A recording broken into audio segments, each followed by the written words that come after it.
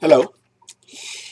In this week's Torah portion, Behar, God decrees the Jubilee year, Yovel, with the famous words, Ukratem dror ba'aretz lechol yoshvea, and you shall proclaim liberty throughout the land unto all the inhabitants thereof.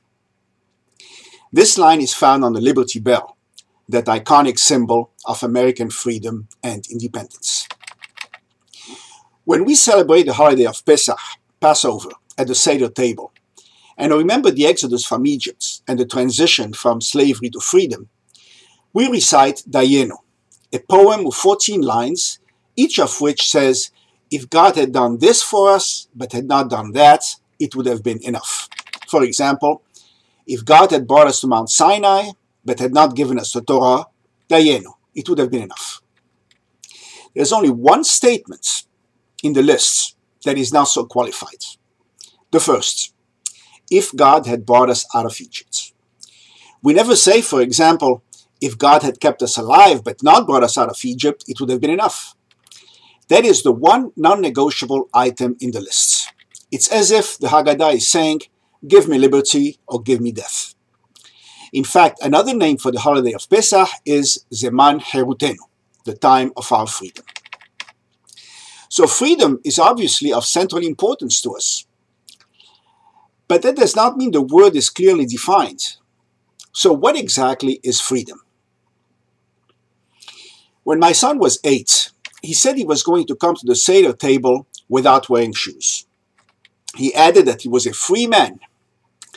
In the end, I convinced him to put shoes on, but I appreciated the appropriateness of his remark.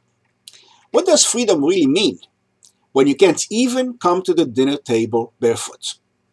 When you have to constantly follow laws, commandments, rules, regulations, conventions, customs and practices, and conform to society's expectations. The Maharal of Prague, that 16th century luminary, went so far as to say that Pesach does not celebrate true freedom, but rather the change of masters from Pharaoh to gods. What did he mean? Is there really no difference between the two? Actually, there are at least two aspects in which the two slaveries differ. First, slavery to Pharaoh was malevolence, and for the benefit of the master only. But slavery to God is benevolence, and for our own benefit. God told us that a life that follows the Torah is more satisfying and meaningful than one that does not. Further, if we refuse to obey, retribution was immediate and harsh in the case of Pharaoh, but not so if it ever came in the case of God. God told us specifically we have the power to choose. God allowed for teshuvah, repentance. Pharaoh did not.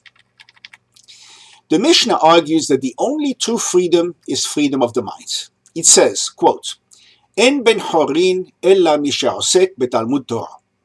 No one is free except one who engages in the study of Torah, unquote. This is an odd statement. Studying the Torah may make life more meaningful, more useful, more endurable, more pleasurable, but why more free? The Maharal explains, slavery refers only to the body, which is enslaved by the laws of the universe.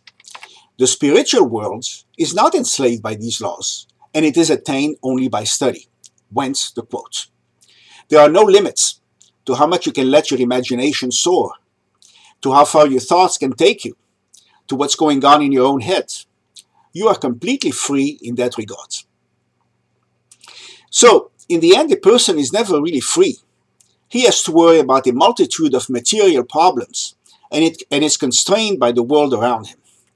True freedom can only be attained by involvement in matters of the mind, which are never constrained. Shabbat Shalom.